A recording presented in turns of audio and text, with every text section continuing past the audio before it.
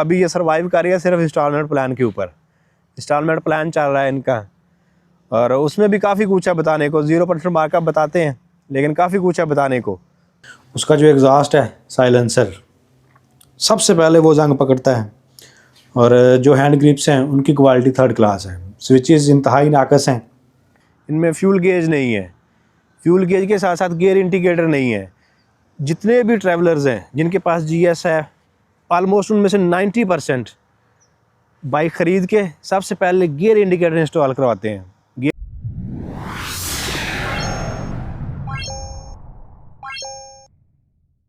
अस्सलाम वालेकुम and welcome back to OT films. मैं अदली ओटी। पाकिस्तान में काफ़ी सारे ट्रैवलर्स सुजुकी बाइक्स के फ़ैन रहे हैं, इनफैक्ट अभी भी हैं, और मैं भी उन फैंस में से एक हूँ। आलमोस्ट कोई 2 लाख किलोमीटर्स सुजुकी बाइक्स इस्तेमाल की है मैंने, और अभी भी कर रहा हूँ। GS 150 है, मीटर पे 94,000 शायद दिखा रहा है। हाँ जी, 94,000 के आसपास है, 93,500। और इसके अलावा कोई 2,000 किलोमीटर्स में इसका मीटर भी रिप्लेस हुआ था, तो ऑलमोस्ट 96,000। घर में GD 110 इस्तेमाल हो रही है, ऑलमोस्ट 80,000, और एक GD 110 सेल कर दी हुई है।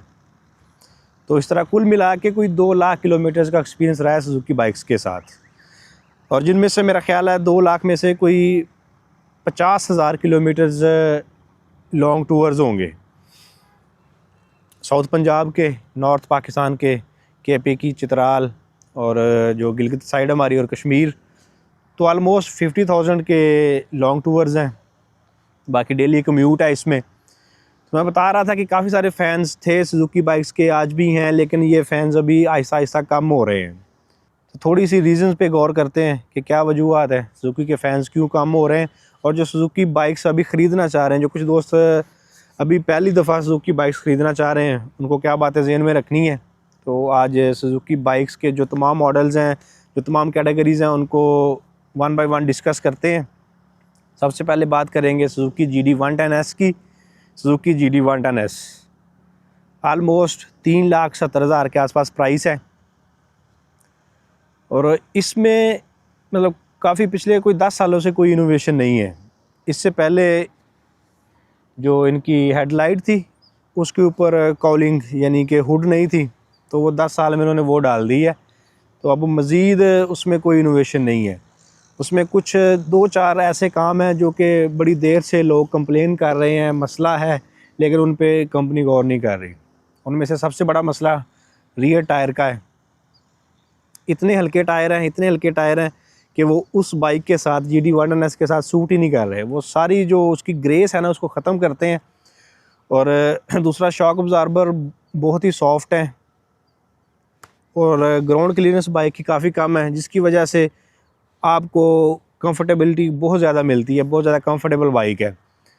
लेकिन बाइक ख़रीद के आफ्टर मार्केट आप उसमें टायर रिप्लेस करवा लें तो बाइक की लुक चेंज हो जाती है, और जो हर स्पीड ब्रेकर पे बाइक नीचे लगती है वो भी इशू काफ़ी हद तक रिजॉल्व हो जाता है।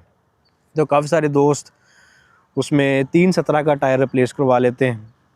तो पहले 275-17 का आता है, फिर 317 का रिप्लेस करवाते हैं। सिर्फ एक साइज़ ऊपर जाते हैं, 200-400 रुपये का डिफरेंस आता है, लेकिन बाइक की लुक्स चेंज हो जाती हैं, और बाइक की जो परफॉर्मेंस है वो काफ़ी ज़्यादा बेहतर हो जाती है। इन द सेंस ऑफ जो डेली कम्यूट है, जो शहर में स्पीड ब्रेकर्स पे बाइक नीचे लगती है, ऑफ रोडिंग में भी बाइक नीचे लगती है, तो वो काफ़ी हद तक टैकल हो जाता है वो मसला। तो अब कंपनी पता नहीं क्या वजह है नहीं कर रही। अभी कोई इतना ख़र्चा भी नहीं है, वो 500-700 में टायर जो है वो उसकी एक साइज़ ऊपर हो जाता है, तो बाकी सारे मसले हल हो जाते हैं इसके। उसके साथ 3,70,000 में मैं ये समझता हूँ कि बाइक अलॉय रिम के साथ साथ डिस्क ब्रेक डिज़र्व करती है। एक मुनासिब सी डिस्क ब्रेक दी जा सकती है। उसके लिए करना क्या है, शॉक्स के जो बॉटम है, जो शॉक अब्ज़ॉर्बर है फ्रंट के, उनके जो बॉटम है, उनमें थोड़ी सी तब्दीली करके वो चेंज करके तो डिस्क दी जा सकती है। ये भी कोई इतना बड़ा ख़र्चा नहीं है, 370 में ये भी रीज़नेबल है। तो 370 को 390 कर दें, और साथ में फ्रंट और रियर पे ट्यूबलेस टायर दे दें, तो ये सारे काम हो सकते हैं। ये कस्टमर्स को अट्रैक्ट करने के जो है ना, वो काफ़ी ज़्यादा चांसेस हैं अभी GD 110S में। ट्यूबलेस टायर दिए जा सकते हैं, फ्रंट पे डिस्क दी जा सकती है, उसके अलावा टायर का साइज़ चेंज किया जा सकता है। तो ये छोटे छोटे काम हैं जो कि GD वांडानेस में करके अपने जो नाराज़ कस्टमर्स हैं उनको वापस लाया जा सकता है, और जो आने वाले पोटेंशियल कस्टमर्स हैं उनको भी अट्रैक्ट किया जा सकता है। तो अब बात करते हैं जी 150 कैटेगरी की। 150 कैटेगरी में मेरे पास है GS 150 SC डिसकंटिन्यूड। ये बाइक अब पाकिस्तान में नहीं अवेलेबल, नई बाइक नहीं दे रहे सुजुकी वाले, पुरानी आप मार्केट से ख़रीद सकते हैं। तो ये 150 कैटेगरी में मेरा ख्याल है बेहतरीन मॉडल था, हॉट सेलिंग प्रोडक्ट था उनका, लेकिन इसको डिसकंटिन्यू कर दिया है। मतलब पता नहीं क्या सोच के किया है, लेकिन इसको डिसकंटिन्यू कर दिया है। अब रेगुलर एडिशन आ रहा है। रेगुलर एडिशन में आपको अलाय रिम नहीं मिलते, अलाय व्हील नहीं मिलते, डिस्क ब्रेक नहीं मिलती, शॉक्स के ऊपर ये जो शॉक बूट्स हैं ये नहीं मिलते। अच्छा, अब पता नहीं क्या सोच के इसको डिसकंटिन्यू किया है। हालांकि ये डिस्क ब्रेक वाली और अलाय रिम वाली ऑप्शन काफ़ी ज़्यादा फेमस थी पाकिस्तान में। अब भी काफ़ी ज़्यादा जो नए कस्टमर्स हैं वो इसको प्रेफर करते हैं, ये चीज़ को, कि डिस्क ब्रेक हो, अलाय रिम हो और 150 कैटेगरी में, और फ्यूल एफिशिएंसी जो GS की है वो मिल जाए, तो साथ में ये चीज़ें मिल जाएँ तो ये काफ़ी बेहतर था। लेकिन अभी रेगुलर एडिशन में ये चीज़ें उन्होंने ख़त्म कर दी हैं।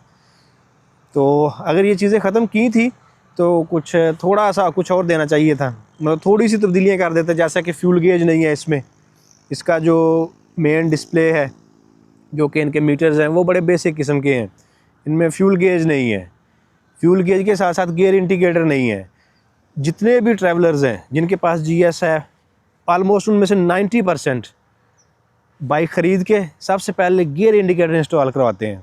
गियर इंडिकेटर के साथ साथ अगर फ्यूल गेज भी इसमें हो तो क्या बात है इसकी। तो गियर इंडिकेटर पे भी ख़र्चा नहीं है, ऑलमोस्ट 2-3 हज़ार रुपये में गियर इंडिकेटर इंस्टॉल हो जाता है, एक मुनासिब वाला।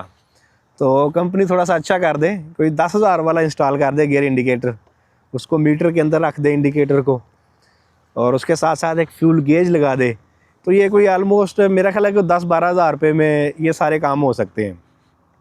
और उसके साथ साथ इसमें भी आप कह सकते हैं कि ट्यूबलेस टायर दिए जा सकते हैं, देने चाहिए इनफैक्ट, क्योंकि ये बाइक ज़्यादातर लोग ट्रैवल के लिए इस्तेमाल कर रहे हैं, लॉन्ग टूर्स के लिए। बहुत सारे ट्रैवलर्स ये इस्तेमाल करते हैं। तो ट्रैवलर्स तकरीबन 90% ट्रैवलर्स बाद में फिर इसके टायर्स भी रिप्लेस करवाते हैं। टिम्सन के ट्यूबलेस टायर काफ़ी ज़्यादा फेमस हैं, काफ़ी ज़्यादा इन है, वो रिप्लेस करवाते हैं। तो ट्यूबलेस टायर भी दिए जा सकते हैं कस्टमर्स को अट्रैक्ट करने के लिए। ट्यूबलेस टायर दे दें, और उसके साथ साथ जो अपना स्पेशल एडिशन है उसको वापस लेके आएँ। डिस्क ब्रेक दें, अलाय रिम दें, ट्यूबलेस टायर दें, गियर इंडिकेटर दें, और उसके अलावा पास स्विच, इसको डिपर भी बोलते हैं, वो दे दें, साथ में फ्यूल गेज दे दें। तो ये सारी चीज़ें कस्टमर्स को अट्रैक्ट कर सकती हैं। लेकिन लेकिन ये सब नहीं कर रहे। होंडा वाला काम है, सिर्फ ग्राफिक्स चेंज कर देते हैं, और ग्राफिक डिज़ाइनर भी नहायत ही थका किस्म का इन्होंने रखा हुआ है। उससे अच्छी ग्राफिक डिज़ाइनिंग आजकल पाकिस्तान के हर गली मोहल्ले में हो रही है, लेकिन इनको पता नहीं कहाँ से मिल गया है वो। तो ग्राफिक्स भी किसी काम की नहीं है। तो अभी ये सारी वजह है। अच्छा, GS का जो मॉडल रेगुलर मॉडल आ रहा है, अगर उसकी भी बात करें तो उसकी भी क्वालिटी थर्ड क्लास है। उसका जो एग्जॉस्ट है, साइलेंसर, सबसे पहले वो जंग पकड़ता है, और जो हैंड ग्रिप्स हैं उनकी क्वालिटी थर्ड क्लास है। स्विचेस इंतहाई नाकस हैं, और उसके अलावा पिस्टन का साउंड है, इंजन में एबनॉर्मल सा साउंड है, और उसके अलावा जो गियर शिफ्टिंग का उसका साउंड है जो पहले दिन से उसमें है, तो गियर शिफ्टिंग का एक एबनॉर्मल साउंड है। तो जो कुछ है भी, जो कुछ दे भी रहे हैं, उसकी क्वालिटी भी दिन ब दिन गिरती जा रही है। ये मेरे पास 2018 मॉडल है, तो इसके हैंड ग्रिप्स कदरे बेहतर हैं, जो उसके बाद 20-21 से आने शुरू हो गए थे, 19-20-21 में, तो अब तो बेड़ा ही गर्क है। तो ये इंजन के भी काफ़ी मसाइल आ रहे हैं। और इसके अलावा ये GD वांडानेस की मैं बात करता हूँ। GD वांडानेस ये मेरे पास 2 हैं, मैंने बताया आपको। तो उन 2 में से जो बाद वाली बाइक थी, उसका जो अलाय व्हील था वो अनबैलेंस था, उसका रेयर अलाय व्हील अनबैलेंस था। वो तो मतलब मैं, जो अच्छी बात होती है वो भी मैं ज़रूर डिस्कस करता हूँ कि उन्होंने मुझे, सुजुकी फैसलाबाद वालों ने, वो मुझे रिप्लेस कर दिया वारंटी में। तो अभी सुजुकी फैसलाबाद वालों ने मुझे GS का जो मीटर था वो भी वारंटी में रिप्लेस कर दिया था। तो GD का अलाय व्हील भी उन्होंने, जो कैन बैलेंस था, वो भी मुझे वारंटी में उन्होंने रिप्लेस कर दिया था। लेकिन बात बताने का मकसद ये है कि मसाइल आना शुरू हो चुके हैं, भी काफ़ी देर से आ रहे हैं, तो अब तो दिन ब दिन बढ़ते जा रहे हैं। उसमें कोई मतलब रेक्टिफिकेशन नहीं है, क्वालिटी कंट्रोल डाउन से डाउन जा रहा है इनका। और प्राइस की बात करते हैं तो ऑलमोस्ट 4 लाख प्राइस है इसकी, ऑलमोस्ट क्या 4 लाख ही है, 4 लाख 5,000 10,000 के आसपास है। तो 4 लाख में ये दे सकते हैं, ये सारी चीज़ें इन पर मैंने बात की है।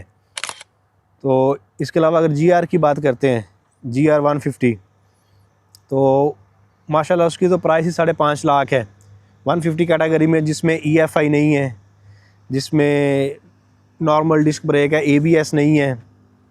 हमारे जो हमसाए हैं इंडिया है जो, उसमें इस प्राइस रेंज में, इस प्राइस टैग में काफ़ी कुछ मिल रहा है बाइक्स में, बड़ी इनोवेशन मिल रही है हमें। तो GR में बात करते हैं, तो GR की जो फ्यूल एफिशिएंसी है, फ्यूल माइलेज है, वो काफ़ी डिबेटेबल है। वो अगर आप उसको थोड़ा सा बाइक को खींचते हैं तो वो 30 से ऊपर नहीं जाती उसकी फ्यूल माइलेज। बाकी कंफर्टेबल बाइक है, काफ़ी अच्छी है, रोबस्ट है, स्पेयर पार्ट्स की लाइफ काफ़ी अच्छी है। लेकिन उसकी जो रनिंग कास्ट है ना, वो रनिंग कास्ट डिबेटेबल है, उस पर बात हो सकती है, क्योंकि फ्यूल माइलेज काफ़ी कम है, स्पेयर्स की कीमतें बहुत ज़्यादा हैं। आल्दो स्पेयर्स की लाइफ अच्छी है, लेकिन फिर भी जब भी रिप्लेस करेंगे तो स्पेयर्स की कीमतें बहुत महंगी हैं। तो स्पेयर्स काफ़ी महंगे हैं, फ्यूल माइलेज काफ़ी कम है, ट्यूबलेस टायर्स उसमें भी नहीं है। तो उसके अलावा जो 125 लॉन्च की है GSX 125, वो भी काफ़ी कॉस्टली है, प्राइस उसकी भी काफ़ी हाई है। लेकिन उसके मतलब उसमें काफ़ी कुछ है, उसमें गियर इंडिकेटर भी है, उसमें ट्यूबलेस टायर्स भी हैं, उसमें अलॉय व्हील्स भी हैं, उसकी शेप भी काफ़ी अच्छी है। तो वो बाइक अच्छी है, GSX 125 अच्छी है, लेकिन प्राइस टैग काफ़ी हाई है उसका भी। वो अभी जो इनकी तमाम बाइक्स हैं, इनफैक्ट होंडा की है, यामा की है, कोई भी बाइक अपनी प्राइस टैग के हिसाब से उसकी क्वालिटी नहीं है, आपको वैल्यू नहीं मिलती अपने मनी की। तो जो मोटो ट्रैवलर्स हैं वो सुजुकी को लेके थोड़ा सा नाराज़ हैं इन बातों की वजह से, जो बातें मैंने शेयर की हैं। इसके अलावा एक बात एंड पर रह गई, वो मैं भूल गया, कि जो GS की हेडलाइट है, ये क्या बकवास है ये यार। ऐसा लगता है जैसे कि ना वो तेल वाला दिया होता था पुराने ज़मानों में, तो ऐसा लगता है जैसे बाइक के सामने वो लगा दिया है। फोकस है ही नहीं है, फोकस किसी काम का नहीं है, रोशनी नहीं है उसकी, पता नहीं मतलब क्या कर रहे हैं। तो ट्रैवलर्स, मैं कह रहा था कि इन सब चीज़ों को लेके थोड़े से परेशान है, थोड़े से डिस्टर्ब है। तो मेरा ख्याल है सुजुकी को गौर करना चाहिए इन बातों पे। अच्छा, इन सब बातों के बाद भी आप देखेंगे कि सुजुकी बाइक्स काफ़ी ज़्यादा मार्केट में मौजूद हैं, काफ़ी ज़्यादा लोग ख़रीद रहे हैं। कुछ आप वीडियो देख के बताएंगे, अभी मुझे कमेंट्स में भी बताएंगे कि यार अभी वो काफ़ी सेल हो रही है, आप ऐसे ही बोल रहे हैं। तो अभी ये सर्वाइव कर रही है सिर्फ इंस्टॉलमेंट प्लान के ऊपर, इंस्टॉलमेंट प्लान चल रहा है इनका, और उसमें भी काफ़ी कुछ है बताने को। 0% मार्कअप बताते हैं, लेकिन काफ़ी कुछ है बताने को। तो इंशाल्लाह नेक्स्ट किसी वीडियो में इनका इंस्टॉलमेंट प्लान भी मैं शेयर करूँगा। तो ये सर्वाइव कर रहे हैं इंस्टॉलमेंट प्लान पे, तो बाकी कोई इनोवेशन नहीं है, पिछले 10 साल से कोई इनोवेशन नहीं है इनकी बाइक्स में। तो चलें, ये सब कुछ था सुजुकी के मतलब। तो नेक्स्ट इंस्टॉलमेंट प्लान शेयर करूँगा, स्टे ट्यून्ड। तो कहता नहीं हूँ, लेकिन फिर भी अगर वीडियो अच्छी लगती है तो लाइक और शेयर करके सब्सक्राइब ज़रूर कर लेना है।